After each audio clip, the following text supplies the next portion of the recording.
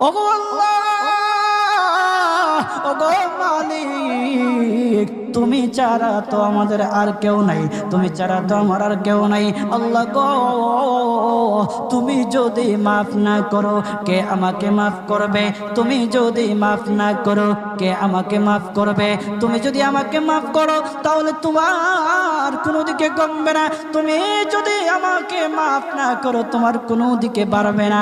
আল্লাহ গো, তুমি আমাকে মাফ করে দাও। সারাটা জীবন অন্যায় কাজ করেছি, সারাটা জীবন নাফরমানি করেছি, আমার কাছে কালেমার দাওয়াত কম আসে নাই, আমার কাছে কালেমার দাওয়াত কম আসে নাই, আমাকে লোকেরা কম বোঝায় নাই। ওগো আল্লাহ, তুমি আমাকে মাফ করে দাও। মাফ না করলে কোথায় যাব, কার কাছে যাব? বাবা যখন মারে তখন মার কাছে আশ্রয় নেওয়া যায়, মা যখন প্রহার করে তখন বাবার কাছে